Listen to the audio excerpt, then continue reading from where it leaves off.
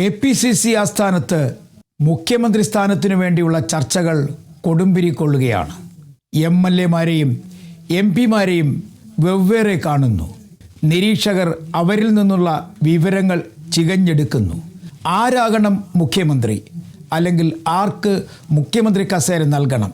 ഈ അന്വേഷണത്തിലാണ് AICC നിരീക്ഷകർ. പക്ഷേ ഒരു കാര്യം എല്ലാവരും മനസ്സിലാക്കണം.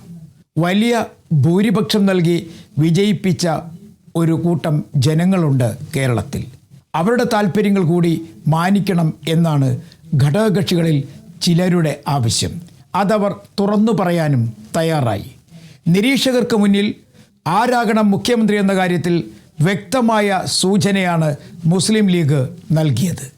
അതേസമയം ജോസഫ് വിഭാഗമാകട്ടെ ഒരു സിറ്റിംഗ് MLA മുഖ്യമന്ത്രിയാക്കണം എന്ന ആവശ്യം മുന്നോട്ട് വച്ചു.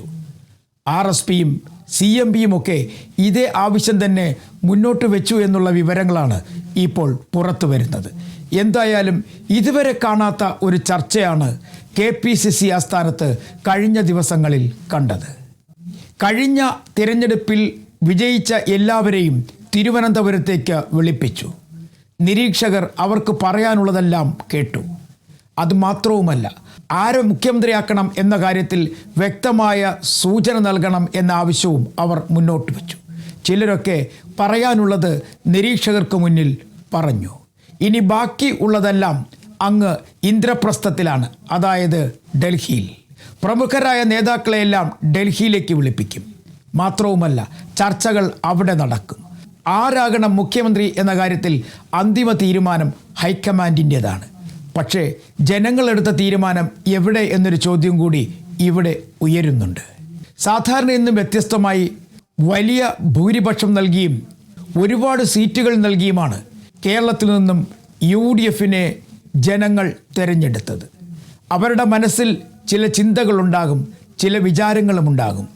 അതുകൂടി ഈ നേതാക്കന്മാർ അറിയും, അല്ലെങ്കിൽ ആ ചിന്തകൾ കൂടി അറിഞ്ഞ് പ്രവർത്തിക്കും എന്ന് തന്നെയാണ് ചില ജനാധിപത്യ വിശ്വാസികൾ ഇപ്പോഴും പ്രതീക്ഷിക്കുന്നത്. 3 നേതാക്കന്മാരും യോഗ്യന്മാർ തന്നെയാണ്.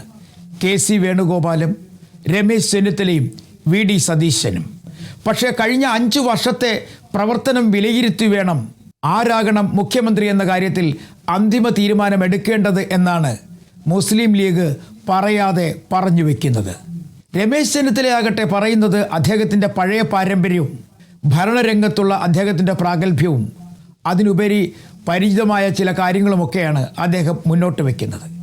ഇതിനിടയിൽ ഡൽഹിയിലെത്തി AICC നേതൃത്വത്തിന് മുന്നിലും ഈ വിവരങ്ങളെല്ലാം ധരിപ്പിച്ചു. KC വേണുഗോപാലാകട്ടെ 1 വർഷം മുമ്പ് വരെ കേരളത്തിലേക്ക് ഇനി ഇല്ല എന്നായിരുന്നു പറഞ്ഞിരുന്നത്. പക്ഷേ ഇത്ര വലിയ ഭൂരിപക്ഷം കണ്ടപ്പോഴേക്കും കേരളത്തിൽ ഒരു കൈ നോക്കാം എന്നാണ് അദ്ദേഹത്തിൻ്റെ പ്രതീക്ഷ. എന്തായാലും നിലവിലെ സാഹചര്യത്തിൽ 1-2 പ്രശ്നങ്ങളുണ്ട്. അതായത് ഇനി പുറത്തുനിന്നൊരാൾ കേരളത്തിൽ വരണം എന്നുണ്ടെങ്കിൽ, അതായത് MP ആയി പ്രവർത്തിക്കുന്ന ഒരാൾ കേരളത്തിലെത്തി മുഖ്യമന്ത്രിയാകണം എന്നുണ്ടെങ്കിൽ കടമ്പകൾ 1 അല്ല 2 ഉണ്ട്. ആദ്യം നിയമസഭയിലേക്ക് വിജയിക്കണം. അതിന് ഒരു സിറ്റിംഗ് MLA രാജിവെപ്പിക്കണം. രണ്ടാമത്തേത് MP സ്ഥാനം രാജിവെച്ച് വേണം മുഖ്യമന്ത്രിയാകാൻ KC വേണുഗോപാൽ കേരളത്തിൽ എത്തേണ്ടത്. അങ്ങനെ വരുമ്പോൾ ആലപ്പുഴ പാർലമെൻറ്റ് മണ്ഡലത്തിൽ ഒരു ഉപതിരഞ്ഞെടുപ്പിലേക്ക് വരും. അവിടേക്ക് യോഗ്യനായ സ്ഥാനാർത്ഥിയെ കണ്ടെത്തണം. ഇത്തരം കാര്യങ്ങളൊക്കെ കോൺഗ്രസിൻ്റെ മുന്നിൽ വലിയ വെല്ലുവിളികളായി മാറാനുള്ള സാധ്യത തള്ളിക്കളയാനാകില്ല. കാരണം ഇതെല്ലാം ജനഹിതം അറിഞ്ഞായിരിക്കും നടക്കുക. അതല്ലെങ്കിൽ ജനപിന്തുണ വേണം ഇത്തരം കാര്യങ്ങൾക്കൊക്കെ. സാധാരണ കോൺഗ്രസ് പ്രവർത്തകർക്കും അപ്പുറം ജനങ്ങൾ കൂടി തീരുമാനിക്കണം ആര് ജയിക്കണം, ആര് പരാജയപ്പെടണം എന്നുള്ളത്. അത് നമ്മൾ ഈ തിരഞ്ഞെടുപ്പിൽ കണ്ടതാണ്. പല വൻമരങ്ങളും കടപുഴകി വീണു. പലരും പ്രതീക്ഷിക്കാത്ത അപ്പുറത്തെ ഭൂരിപക്ഷത്തിലേക്കെത്തി. പല ജില്ലകളും കോൺഗ്രസിനൊപ്പം എത്തി.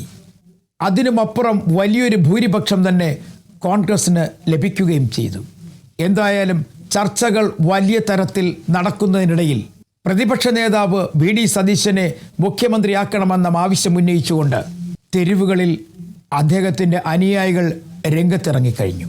ഇങ്ങ് എറണാകുളത്ത് മാത്രമല്ല, കണ്ണൂരിലും ഒപ്പം തന്നെ മറ്റ് സംസ്ഥാനത്തിൻ്റെ മേഖലകളിലുമൊക്കെ ഇതേ ആവശ്യം ഉന്നയിച്ച് തെരുവുകളിൽ കൂട്ടം കൂട്ടമായി പ്രവർത്തകരും ഇറങ്ങുകയാണ്. അങ്ങനെ മുഖ്യമന്ത്രി ആരാകണം എന്ന കാര്യത്തിൽ ഒരു അന്തിമ തീരുമാനം എത്തുന്നതിന് മുമ്പ് തന്നെ വലിയ തരത്തിലുള്ള ചർച്ചകൾക്കുമപ്പുറം തെരുവുകളിലേക്ക് വരെ വിഷയം എത്തുകയാണ്. സ്വാഭാവികമായും 2011 ഇത്തരം ചർച്ചകൾ ഉണ്ടായിരുന്നു, ആര് മുഖ്യമന്ത്രിയാകണം എന്ന കാര്യത്തിൽ. അന്ന് യുക്തിപരമായ ഒരു തീരുമാനമെടുത്തു, കാരണം അന്ന് വലിയ ഭൂരിപക്ഷം ഇല്ലായിരുന്നു. പക്ഷേ ഇപ്പോൾ അങ്ങനെയല്ല. കാര്യങ്ങൾ സ്വതന്ത്രമായി തീരുമാനിക്കാനും ചിന്തിക്കുവാനും കോൺഗ്രസിന് പര്യാപ്തമായ തരത്തിലുള്ള അംഗബലമുണ്ട്. അതുകൊണ്ട് തന്നെ തീരുമാനങ്ങൾ വളരെ വേഗത്തിലെടുക്കാൻ കഴിയും. അതുകൊണ്ടായിരിക്കാം ഒരുപക്ഷെ എല്ലാവർക്കും മുഖ്യമന്ത്രിയാകാൻ ഇത്ര കണ്ട് വലിയ താല്പര്യം. എന്തായാലും ഒരു കാര്യം ഓർത്താൽ നന്ന്, കേരളമാണ്.